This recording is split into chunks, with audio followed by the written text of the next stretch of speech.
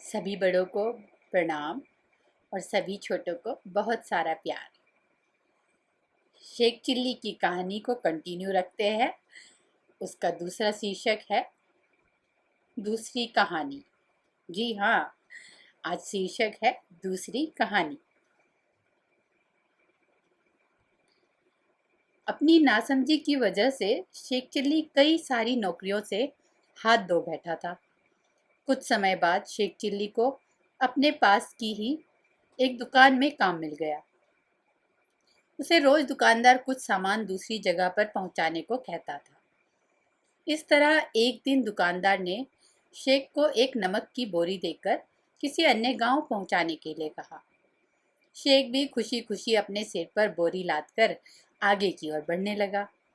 उस रास्ते में एक नदी पड़ती थी।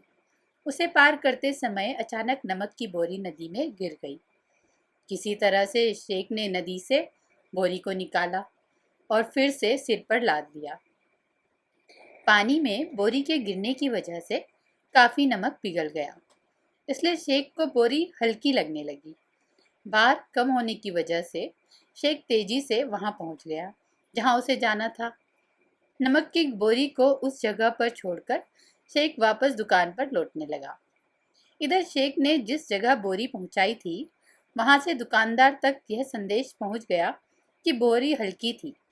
उधर शेख जैसे ही दुकान वापस पहुंचा तो उसके मालिक ने बोरी के वजन के बारे में पूछा। शेख ने सारी घटना उसे बता दी। दुकानदार ने इसे शेख से अनजाने में हुई गलती समझकर माफ कर दिया और उसे दूसरे कामों पर लगा दिया। कुछ दिनों बाद शेख को दुकानदार ने रुई की बोरी लेकर उसी पते पर भेजा जहां वो नमक लेकर गया था।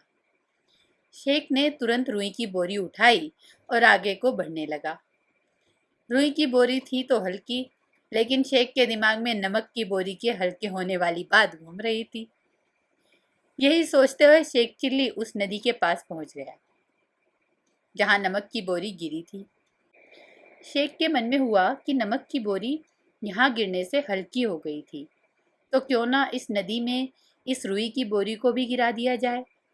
इसी सोच के साथ शेख ने रुई की बोरी नदी में गिरा दी और फिर कुछ देर बाद उसे उठाने की कोशिश करने लगा। तब तक रुई ने काफी सारा पानी सोख लिया था और वो हल्की बोरी भारी हो गई। इसी तरह शेख ने उस भारी बोरी को अपने कंधे पर लादा और उसी पते पर पहुंच गया जहां नमक ले गया था। इस बार बोरी भारी देखकर उस व्यक्ति ने दोबारा दुकानदार तक यह बात पहुंचा दी। अब जैसे ही शेख दुकान में पहुंचा तो मालिक ने उससे पूछा कि आज बोरी भारी कैसे हो गई। शेख ने कहा, मालिक, आज बोरी दोबारा पानी में गिर गई थी। दुकानदार समझ गया कि शेख चिल्ली इस बोरी को भी नमक की बोरी की तरह हल्का करना चाहता था, इसलिए जानबूझकर बोरी को पानी में डाल दिया। इस बात से नाराज होकर दुकानदार ने शेख चिल्ली को अपनी दुकान से निकाल दिया और दोबारा शेख चिल्ली की नौकरी चली गई। कहानी से सीख, हम चोरी करने की कोशिश करने वालों का काम बढ़ जाता है, साथ ही हर परिस्थितियों में एक ही नियम लागू नहीं होता। इसलिए एक बार बोरी गिरकर हल्की हो गई और दूसरी बार भारी,